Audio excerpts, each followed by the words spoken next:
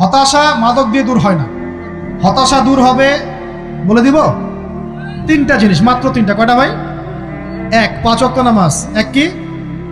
নামাজে আপনি অজু করে সেজদা দেন, ইনশাল্লাহ আপনার মনে প্রশান্তি না আসলে আমাকে এসে বলেন যে আসে না। চোখের পানি, মনের আবেগ যা আছে আপনার ভিতরে, কষ্ট, দুঃখ, যন্ত্রণা, সব আল্লাহকে ঢেলে দিবেন ইনশাল্লাহ। নিজের আবেগ ধরে রাখবেন এখানে, আপনি আল্লাহর জন্য ঢেলে দিবেন। মানুষকে আবেগ দেখা কি লাভ? মানুষ আপনার চোখের পানির মর্ম বুঝবে? মানুষ কি মানুষের চোখের পানির মর্ম বুঝে? আপনার পিতা যদি মারা যায়, আমার কাছে এসে দোয়া চান কান্নাকাটি করে, আমি দোয়া করতে পারবো, কিন্তু আমি কিন্তু আপনার ফিলিংসটা বুঝতে পারবো না। আপনার অনুভূতি কে বুঝতে পারবেন? আল্লাহ পাক আপনার ঘাড়ের রগের চেয়েও কাছে আছেন। সুবহানাল্লাহ, সুবহান। আল্লাহ পাক ঘাড়ের রগের চেয়ে কাছে আছে। গতকালকে বাংলাদেশের একজন বরেণ্য আলেমের সাথে একটা কনফারেন্সে ছিলাম। উনি বলছিলেন যে এক ব্যক্তি, এটা শোনেন, এক ব্যক্তি খুব তার শখ যে তিনি সাহাবীদের মতো নামাজ পড়া শিখবেন। কথা বুঝতে পারছেন? সাহাবীদের মতো নামাজ শিখবেন। তো একজন বরেণ্য আলেমের কাছে এসেছেন, এসে বলছেন যে আমাকে সাহাবীদের মতো নামাজ শিখিয়ে দেন। তখন সেই আলেম আরেকজন আলেমের সন্ধান দিয়েছেন, যে তুমি তার কাছে যাও, তিনি শেখাবেন। তো সেই ব্যক্তি একটু অবাক হয়েছেন, কারণ যাকে প্রশ্ন করেছিলেন তিনি অনেক বড় মুহাদ্দিস, আর যার কাছে পাঠানো হচ্ছে তিনি অত বড় মুহাদ্দিস নন, কিন্তু আবেদ, আমল করেন। তাকে গিয়ে বলছেন উনি আমাকে পাঠিয়েছেন সাহাবীওয়ালা নামাজ শিখিয়ে দেন। তখন তিনি বলছেন ঠিক আছে, সুন্দর করে অজু করে আসো, সুন্দর করে অজু করে আসো। অজু করার সময় খালি খেয়াল রাখবা যে আমি অজু করছি শুধু আল্লাহর সন্তুষ্টির জন্য। কি খেয়াল রাখবেন? অজু করছি শুধু আল্লাহকে রাজি খুশি করার জন্য অজু করছে, আর কোনো উদ্দেশ্য নাই আমার। অজু করতে যাচ্ছে, তিনি আবার বলছেন দাঁড়াও, শুধু আল্লাহকে রাজি খুশি করার জন্য অজু করো। আবার শুরু করছেন, আবার বলছেন শোনো, শুধু আল্লাহকে রাজি খুশি করার জন্য অজু করো। এভাবে বলতেই আছেন। নামাজে দাঁড়িয়েছেন, দাঁড়ানোর আগে বলছেন শোনো, শুধু আল্লাহকে রাজি খুশি করার জন্য নামাজ পড়ো। বলতেই আছেন। এক পর্যায়ে সে ব্যক্তি নামাজ শুরু করলো। নামাজে মনোযোগ এদিক ওদিকে যায়, আর তার মাথায় এটা আসে, এই শুধু আল্লাহকে রাজি খুশি করার জন্য আমাকে নামাজ পড়তে হবে, শুধু আল্লাহকে রাজি খুশি করার জন্য নামাজ পড়তে হবে। এই চিন্তা তার মনের মধ্যে ঘুরপাক খাচ্ছে। এভাবে নামাজটা সে শেষ করে চিন্তা করছে যে নামাজ তো পুরোপুরি মনোযোগ দিতে পারলাম না। বারবার মাথার মধ্যে এরকম চিন্তা আসছে, আল্লাহ আমাকে তুমি মাফ করে দাও, নামাজটা আমার মনে হলো না ঠিক মতো। তখন সে ফিরে এসে তার সে ওস্তাদকে বলছেন আমার তো নামাজ এরকম করে পড়লাম, কিন্তু শেষমেশ মনে হলো যে নামাজটা হয়তো কবুল হয় নাই, আল্লাহর কাছে খুব মাফ চাইলাম, আল্লাহ আমাকে মাফ করে দাও, নামাজটা মনে হলো না। তখন সেই যে প্রথম ব্যক্তি যিনি পাঠিয়েছেন তিনি বলছেন এটাই হলো সাহাবীওয়ালা নামাজ। তারা আল্লাহকে রাজি খুশি করার জন্য নামাজ পড়তেন, নামাজ শেষ করে আল্লাহর কাছে ইস্তেগফার করতেন, আল্লাহ কিছুই হলো না, কিছুই হলো। আমার কথা কি বুঝতে পারছেন? অতএব আল্লাহকে রাজি খুশি করার জন্যে আপনি আপনার আবেগ, আপনার ইবাদত সব ঢেলে দিবেন ইনশাআল্লাহ। অন্য কারো কাছে কিছু পাওয়ার আশা করব। আমাকে আল্লাহ পাঠিয়েছেন দুনিয়াতে নামাজ পড়তে, রোজা রাখতে, দিনের প্রচার করতে, দিনের জ্ঞান অর্জন করতে, এই তো। তা আমি একজন মেয়ের জন্য জীবন নষ্ট করে দিব কেন? আমি তাহলে আল্লাহর কাছে কি মুখ দেখাবো, আর নবীর কাছে কি মুখ দেখাবো? ওখানে গিয়ে বলবো আল্লাহ আমি আমার অমুক প্রেমিকার জন্য আশেক হয়ে একদম জীবন দিয়ে দিয়েছি, আত্মহত্যা করেছি। গেছে ভাই, যাইতে দেন। যে ব্যক্তি আপনার অবস্থানকে মূল্যায়ন করে নাই সে আপনার যোগ্য ছিল না। এখন আপনি কি করবেন? নিজের অবস্থান উন্নত করেন, আপনার পিছনে লাইন ধরে ঘুরবে ইনশাআল্লাহ। এটাই বাস্তবতা। দুনিয়া খুব খারাপ জিনিস। মানুষের অবস্থানকে মূল্যায়ন করে, মানুষের অবস্থানকেই মূল্যায়ন করে, কিন্তু আল্লাহ রাব্বুল আলামিন আপনাকে সর্বাবস্থায় ভালোবাসেন। আলহামদুলিল্লাহ। এই যে আমরা এখন অনেক পাপ করছি না, আল্লাহ কি আমাদেরকে আযাব দিয়ে ধ্বংস করে দিয়েছেন? আল্লাহ পাক এখনো আমাদেরকে ভালোবাসেন, রহম করেন, আল্লাহ পাক অপেক্ষা করছেন কখন তওবা করবে, আমি তওবা কবুল করব। এই কখন আমার বান্দা খালি একবার বলে আস্তাগফিরুল্লাহ, আল্লাহ পাক সাথে সাথে মাফ করে দেবেন ইনশাআল্লাহ। আর সেই আল্লাহকে ভুলে আপনি কার পিছনে ছুটছেন? আমরা কিন্তু নিয়াত করতে পারি ভাই যে আমরা যারা ওয়াজ শুনলাম জীবনে কোনোদিন সিগারেটে হাত দিব না ইনশাআল্লাহ। রাজি আছি ভাই? অন্য বড় বড় জিনিস তো বহুত দূরের কথা। আচ্ছা, অনেকে রাজি হয় নাই কেন? আপনারা কি অলরেডি আসক্ত? আমি অনেক ভাইকে দেখেছি মাশাআল্লাহ ইফতার খুলেই একদম বেনসন টানা শুরু করে। হ্যাঁ, এটা যে হারাম আপনাদের কেউ ওয়াজ করে শোনায় নাই? এটাকে কি মনে করেন আপনারা, হারাম না হালাল? কেউ বলেছে মাকরু, নাকি মাকরু ফতোয়া দিয়েছে? মাকরুহ শব্দের অর্থ জানেন আপনি? মাকরুহ শব্দের অর্থ কি একটু শোনেন। সূরা বনী ইসরাঈল খুলবেন। কোন সূরা? সূরা বনী ইসরাঈল আল্লাহ পাক বলছেন, আমি বনু ইসরাঈলকে এই কাজগুলো করতে নিষেধ করেছিলাম। কোন কোন কাজ?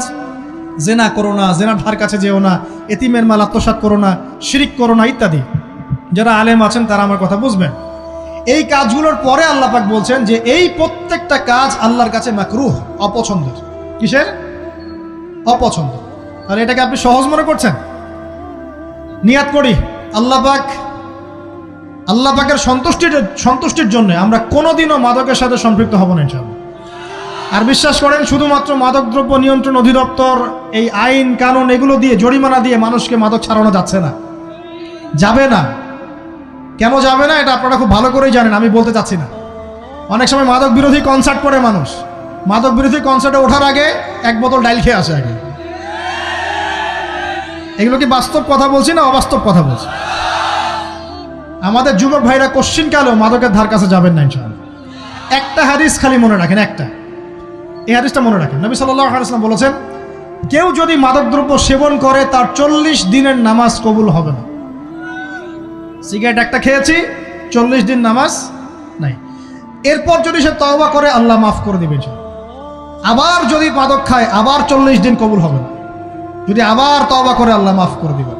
আবারও যদি খায় আবারও 40 দিন কবুল হবে না। আবারও তওবা করলে আল্লাহ আবার মাফ করে দিবেন।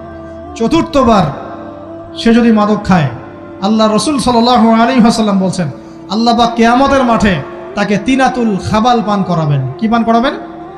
তিনাতুল খাবাল। সাহাবীরা বললেন, ইয়া রাসূলুল্লাহ, এটা কি তিনাতুল খাবাল? কি? নবী সাল্লাল্লাহু আলাইহি ওয়াসাল্লাম বলছেন, এটা হচ্ছে জাহান্নামীদেরকে আযাব দেওয়ার পর তাদের রক্ত মাংসের যে পুঁজ বের হবে, এই যে ড্রিঙ্কস, জাহান্নামের হার্ড ড্রিঙ্কস, এই ড্রিঙ্কসের নাম হলো তিনাতুল খাবাল। আল্লাহ পাক আমাদের সবাইকে মাদক থেকে বাঁচিয়ে রাখে। আমল হচ্ছে কোরআন তেলাওয়াত। যে ব্যক্তি কোরআন তেলাওয়াত করতে পারে নিয়মিত, তার মনের মধ্যে এই হতাশা, এই ভীরুতা, এই কাপুরুষতা কিচ্ছু আসবে না ইনশাআল্লাহ। আমি গ্যারান্টি দিচ্ছি আপনাকে, হতাশা আসবেই না আপনার মনে যদি আপনি কোরআন বুঝতে পারেন। কোরআনের একটা আয়াত নিয়ে কোনো সময় দেখা যায় 2-3 ঘন্টা সময় পার হয়ে যাচ্ছে, আয়াতটা ছেড়ে সামনে যেতে পারছি না। কোরআনের ভিতরে ঢুকলে আপনি দুনিয়ায় ভুলে যাবেন কি হচ্ছে আশপাশে। আমি এমন অনেক আলেমকে দেখেছি যে একটা বই, পাতলা একটা বই, আরবি বই নিয়ে পড়া শুরু করেছেন, যে ফজরের পরে জোহরের ওয়াক্ত হয়ে যাচ্ছে, বইটাই শেষ করতে পারেননি। বুঝতে পারবেন না, যখন আপনি ইলমের ভিতরে ঢুকে যাবেন, কোরআনের ভিতরে, হাদিসের ভিতরে, আপনার দুনিয়ার খেয়ালই নাই। একজন আলেম, তিনি এক রাত্রে একটা বই লিখেছিলেন, চটি বই, এক রাত্রের মধ্যে।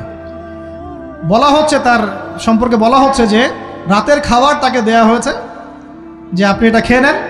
তো সে খাবারটা পাশেই আছে, খাবারটা খাবো, এটা লিখে খাবারটা খাবো, এরকম তার চিন্তা ছিল। ফজর হয়ে গেছে, বই লেখাও শেষ, খাবার এই অবস্থায় পড়ে আছে, ডুবে গেছেন ভিতরে, খাওয়ার মাথায় তার খেয়াল নাই। এরকম হয়। একজন মনীষী, বিখ্যাত মনীষী, রিয়াদুস সালেহীন কিতাবের রাইটার, সংকলক আল্লামা নববী রাহিমাহুল্লাহ, এরকম সারা রাত চলে গেছে, পাশে 2টা খেজুর, ওই 2টা খেজুর খাওয়ারই সময় পান। হাদিস নিয়ে গবেষণা করতে রাত পার হয়ে গেছে। আমি বলতে চাচ্ছি, যখন ইলমের ভিতরে, কোরআন হাদিসের ভিতরে ঢুকে যাবেন, আপনার দুনিয়ার খেয়াল আপনার চলে যাবেন ইনশাআল্লাহ।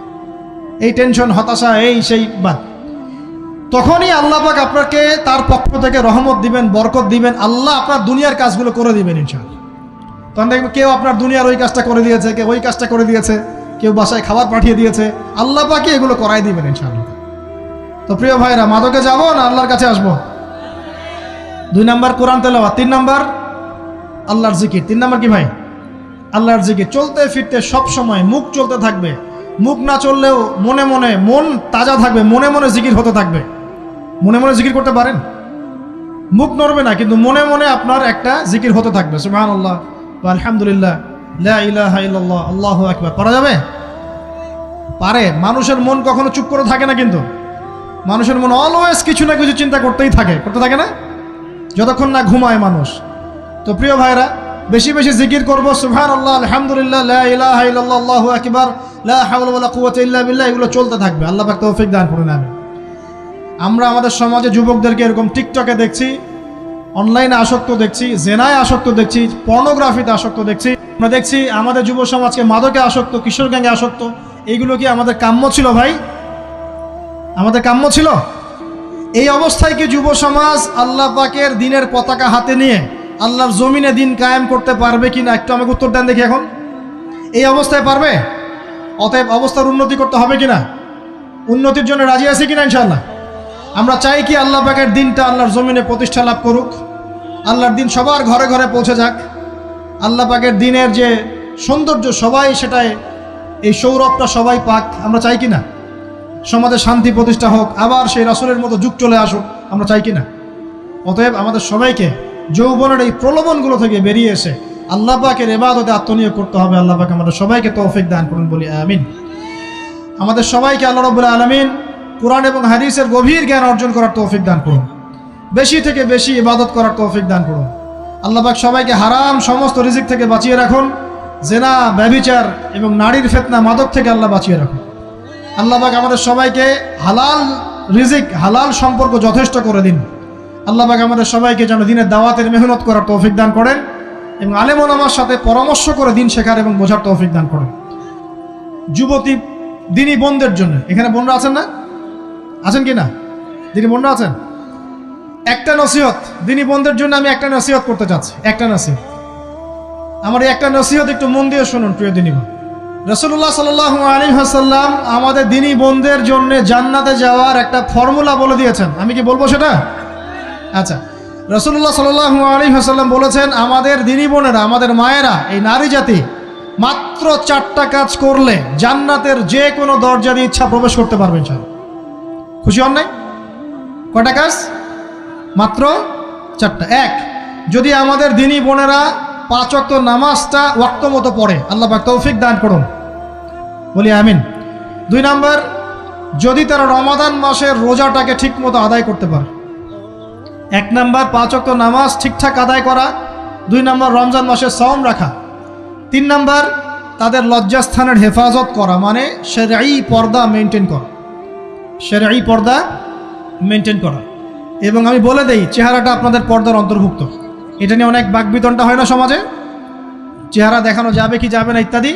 চেহারা আপনার পর্দার অন্তর্ভুক্ত বিষয়, ফুল স্টপ। এর উপরে ফতোয়া অনেকভাবে দিচ্ছে, কিন্তু বরেণ্য উলামায়ে কেরামের কিতাবগুলো ঘাটাঘাটি করেন, তাদের ফতোয়া হচ্ছে চেহারা আপনার পর্দার অন্তর্ভুক্ত বিষয়, চেহারা ঢেকে রাখবেন, আল্লাহ পাক তৌফিক দান করুন। চোখ থাকবে খোলা, ঠিক আছে।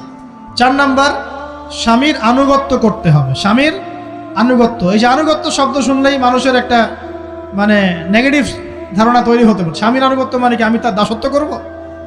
আনুগত্য মানে, প্রিয় দিনী বোন, আনুগত্য মানে দাসত্ব নয়। আনুগত্য মানে কোরআন সুন্নাহর যে বিধানগুলো আপনার স্বামী আপনাকে পালন করতে বলবে, আপনি সেগুলো করবেন, আপনি করতে বাধ্য।